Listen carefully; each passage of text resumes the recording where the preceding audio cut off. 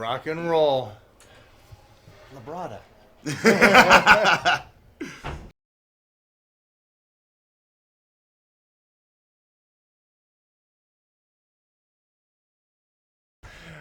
A fun shoulder workout, Arnold weekend.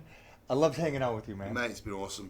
I mean, I know we've chatted a lot, and to get this workout in was, I was weirdly anxious. I know I always am, and I think what it is that it's not that you want to impress, but you don't want to let yourself down, and you want to, for me, it's important that I can try and make a nice group of friends in the industry that doesn't feel like it's competition. It doesn't feel like it's you're trying to be bigger or better and stronger and so on. So you get that in the industry. You do get a lot of people. You get that at the top. Yeah. Because you got the attitude. You got the right mindset for that. You're willing to learn. I love that. I love training with other guys, and I love training with different guys that can show their experience, show their knowledge, and share it.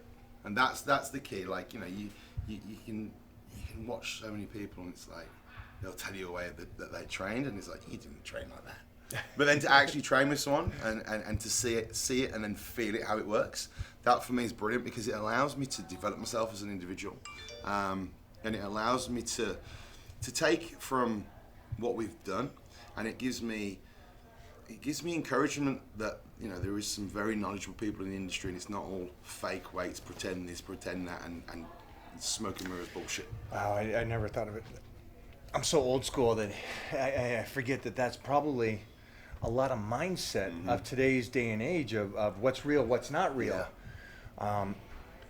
I'm too old to fake it, so.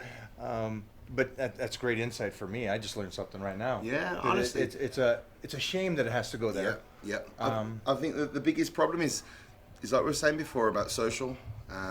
It's amazing for the industry. At the same time, it can be an absolute nightmare for the industry because there's so much good knowledge and education that probably gets missed because it's like a sprinter. Do you want to see someone run the sprint in 5 seconds or 10 seconds? Everyone wants to see that 5-second sprint.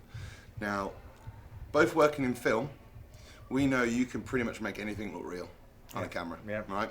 And the biggest issue for me is that if you're trying to sell knowledge and you're trying to educate and develop young minds that are very impressionable, as a role model, you should take that responsibility very serious, and the way you train, the way you educate, the way you put across should be 110% legit. There shouldn't be anything false in that. And that's why I've got the utmost respect for what you do. And the training session today, it's all very well reading someone's program or watching someone on YouTube.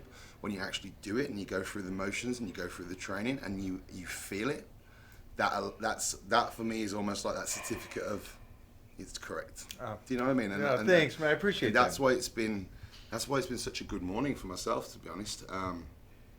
Not just what I've taken from it on a learning curve, but the motivation and the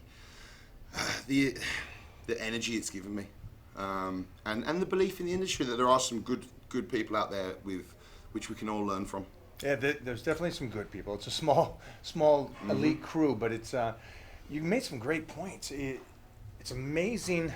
Social media is amazing, and it is one thing that I've always said that there's a lot of guys that have won, Mr. USA and stuff, but it's the characters, the people that have something deeper that really last in the industry or step out in the spotlight, and you have that. You have that character that you're doing your own path, your own thing, and it's a beautiful thing. You're a very intelligent man. You learn and you're working your craft, which I love.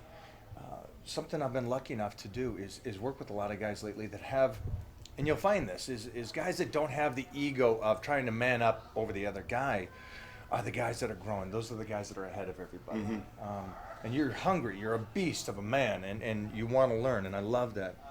Learning for me, I remember listening to a quote, and I think it was Michael Jordan, that he said the day he retires is the day he stops learning. And that for me is something I take into every aspect of life. And if I don't feel like I'm better tomorrow than what I was today, that for me, the passion's gone in that area. So I try and move and switch. No matter how successful I might be in one area, if I don't feel like I'm going forward, I can't carry it on. And I was a professional sports player. I played cricket, which is a really gay sport, I know that. It's a men's sport, a gentleman's sport. But I played at a real high level, and I just lost that passion for it, so I just quit. I was paid professional, do you know what I mean? And it just gone. And for me, it was a crazy sort of. That was probably the time where I really sort of changed from a boy into a man, and I went through a real dark place, emotionally and physically. Dropped a lot of weight. If you've seen my transformation program, well, not program, but the transformation pictures of me, I was probably 2% body fat, and that wasn't a good 2% body fat. That was. I couldn't eat, I couldn't train, I couldn't focus. I went through 6 months of crazy depression. Is it all right to ask what happened? Yeah, well, I lost my granddad, I lost my career, and I lost, it was my first ever girlfriend within the space of like 2 weeks. And at 18, 19, that, as a young man, sort of very, it was massive. Like, I was a professional sports player from 12 till I was 18, 19, got an injury which put me out, and my granddad passed away suddenly. He was also massively, part of my life, big part of my life. And then the first girlfriend was a couple of years. So all of that to happen in such a short space of time for a young man going through that change was crazy. And I just literally, like, overnight, I just couldn't eat, I couldn't train, I couldn't get up, I couldn't focus. And what pulled me back out was I was out shopping with my mom, and I collapsed on her. Nutrition, yeah. I couldn't eat. I was eating and being sick. Right. The doctors said that I had bulimia, which I wasn't making myself sick, so I was stupid. Then it was anorexia, and it was mindset. I just couldn't function to get myself into that place I needed to be, and I didn't have that energy to want to do it, and it was really strange. And then I remember collapsing. I was shopping out with my mum, collapsed on her, ended up, next thing you know, I was in hospital on a drip, and it was like, that was the wake-up call. It was like, what am I doing? In the hospital on an IV, and boom. Yeah. And then I literally force-fed myself beans, oats, and eggs for like 6 weeks. And at this time you were 19, 20? Yeah, 20. And that was the picture that everyone was like, oh, he was a bullied schoolboy. I wasn't. I was never bullied as a schoolboy. I was actually a very strong kid. It was that, like, depression moment that sort of sent me. I lost 4 or 5 stone in like 3 or 4 months. Just went straight down, and then when I got back up, it was almost like I was reborn and like energized again. Right. But what was hard for me, I've always been very ambitious, trying to find a way to put that ambition. And I was bouncing from wall to wall. I was like, I had all this energy and I wanted to do something, but I didn't know what it was. And then I remember getting into all different types of training. I think that's where the gym's really good for people, because it allows every single person to feel good about themselves no matter what they're doing. You know, you might be doing on the cross trainer, on the treadmill, on the rower, or in the weights room. You can see an improvement every day if you do it properly. Yeah. And I think that's massively important when you're in a dark place, to be able to see that progression, and you can see it happening in front of you, that you can go every day a little bit stronger, a little bit bigger, a little bit better. Baby steps. Yeah, and like that man we spoke to today who was in the army, who said he's dropped all that weight. 200 pounds? Yeah. We talked to a guy earlier that went through a crisis, and he knew he wasn't healthy, and he took off 200 pounds in 1 year. Yeah, and that... Did you see the passion though he had? Yeah, he was shaking, he was so, not nervous, just his energy to tell the story. And that, I could relate to that very much. Complete different end of the scale, but I can relate to it. It's like when you find that goal in life that you need to hit and achieve, and then that hunger to do it, that's what I think makes people successful. I agree with you. I think we got to go through those dark times, and we all go through those dark times. And I think from the outside in, everybody looks at like us and says, "Well, you guys always been kicking ass." And it's like we all go through those dark times, and it's honestly those dark times make us who we are today. 100%. You know, when you've been on set and so on films, as an actor, I use a lot of them experiences to put across the characters that I build. Do you do this similar type of stuff? Or? Yeah, I mean, it's one of those things for us as actors that you got to be able to go somewhere. You know, if it's that rage, you have to be able to experience that, or the happiness, either spectrum. And I'm one of those guys that carries my heart on my sleeve, so it's easy for me to go to those emotions. And then when it comes to weight training and working out, like you said, it's the baby steps, and I've always been one of those guys that baby steps, but I love the battle in the gym.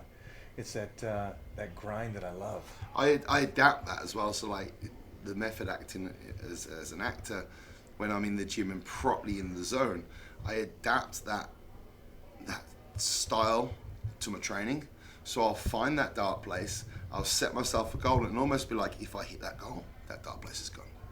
If I don't, I'm still there. And that's such a, it can be really bad. Because you come out We just went deep on this. But that type of, I'm a massive believer in really trying to understand the mindset behind what we do. Just going into a gym and moving weights, it seems pointless if you understand why you're moving them weights. And it doesn't just have to be for an external look, but if you can really find the deep meaning to why you're moving that weight, why you get to the gym, why you turn up, and whether it's in the gym, whether it's business, whether it's life. Well, look at what we did today. We trained with a bodybuilder, great shape, muscular everywhere. We trained with a young buck, 21 years old, over 300 pounds, that plays football.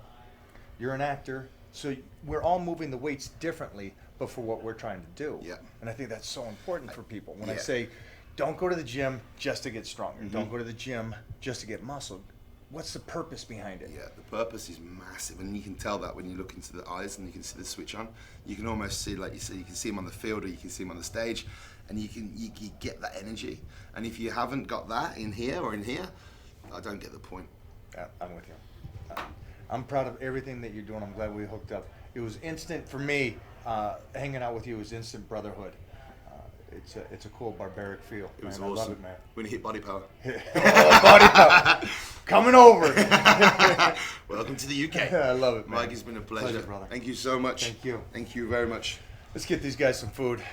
We're out of I'll here. be back.